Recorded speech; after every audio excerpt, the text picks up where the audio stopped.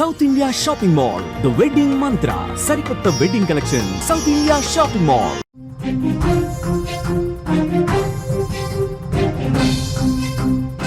మూడేళ్ల పసికందును మానవ మృగం చిదిమేసి వాడే మృతి చెందినట్లుగా తెలుస్తోంది.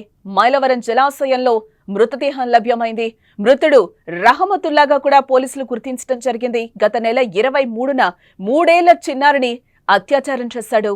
హత్య చేసిన రహమతుల్లా తప్పు తెలుసుకుని ఆత్మహత్య చేసుకున్నట్లుగా అనుమానమైతే కలుగుతోంది.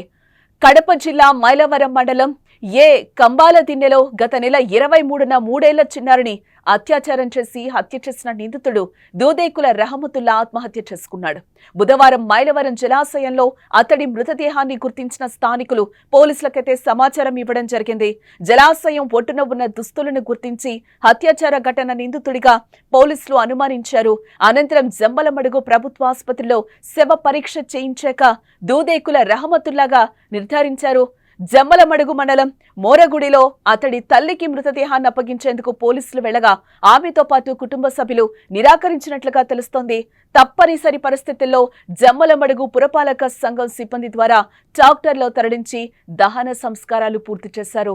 చిన్నారి హత్యాచార ఘటన రోజునే నిందితుడు పారిపోయినట్లుగా పోలీసులు తెలిపారు.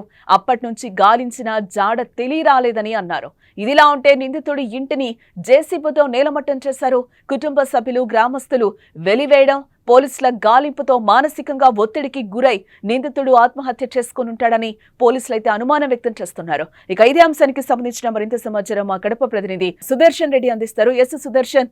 ఇది దారుణమైనటువంటి ఘటన. అయితే సభ్య సమాజం తల ఉంచుకునే ఘటనకు పాల్పడినటువంటి రహమతుల్లా తన మరణ శాసనాన్ని తానే రాసుకున్నాడు. ఈ దేశ చట్టాలు తనను శిక్షించడం ఆలస్యం అవుతుందని భావించాడో ఏమో కానీ తనకు తానుగా ఆత్మహత్య చేసుకొని చనిపోయాడు. అయితే ఘటన జరిగిన రోజే అతని పైన అందరూ కూడా అసహించుకునే విధంగా తనను వెలివేశారు. చివరకు తన తల్లిదండ్రులు కానీ ఊర్లో వాళ్ళు కానీ ఎవ్వరూ కూడా తనను పట్టించుకోని పరిస్థితి.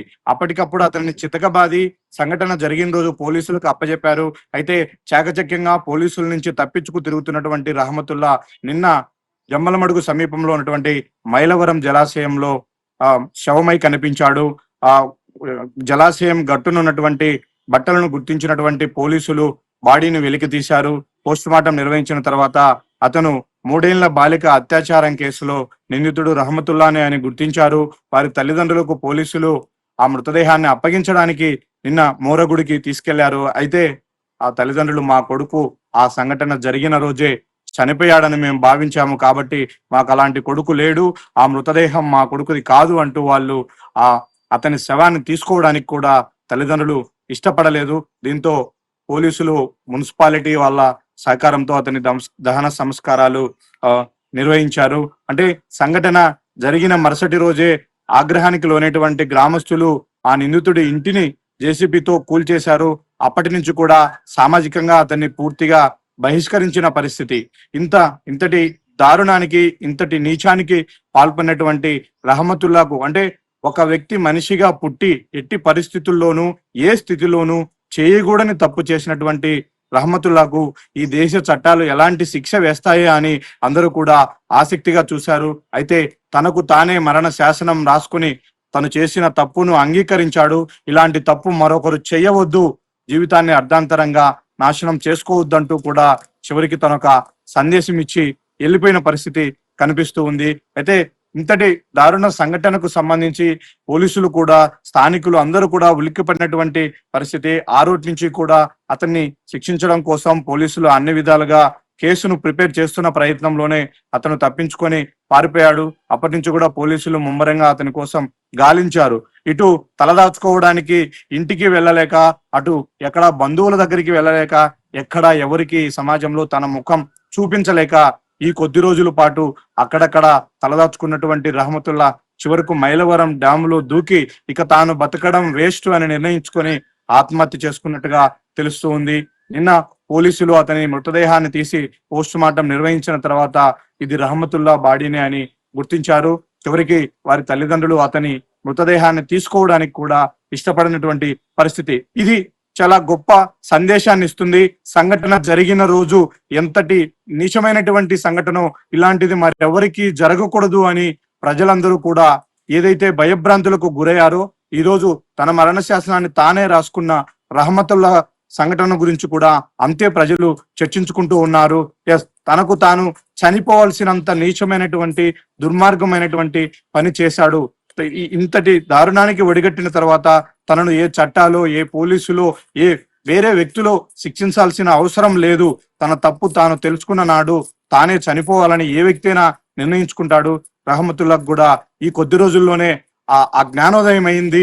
తాను ఎంతటి నీచమైనటువంటి పనికి, దారుణానికి ఒడిగట్టాడో తనకు తాను తెలుసుకున్నాడు. ఎందుకంటే ఇంటా బయట చేదరింపులు, ఎవరు కూడా తనకు ఆశ్రయం కల్పించని పరిస్థితుల్లో చివరకు తాను బతికి కూడా వేస్ట్ అని నిర్ణయించుకున్న తర్వాత ఆత్మహత్యకు పాల్పడి ఉంటాడు అని పోలీసులు కూడా అంచనా వేస్తూ ఉన్నారు. మొత్తం మీద అత్యంత పాశవికమైనటువంటి సంఘటనలో ఇంత త్వరగా ఆ బాలికకు న్యాయం జరిగింది.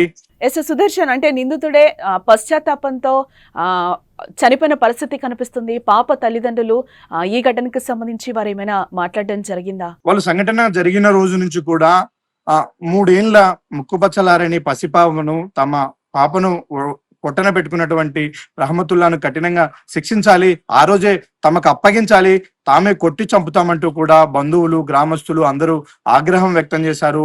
పోలీసులు తనను తీసుకెళ్తున్న ప్రయత్నంలో కూడా ఖచ్చితంగా ఆ రహమతుల్లాను మాకే అప్పగించండి అంటూ కూడా పోలీసులతో కూడా వాగ్వాదానికి దిగిన పరిస్థితి.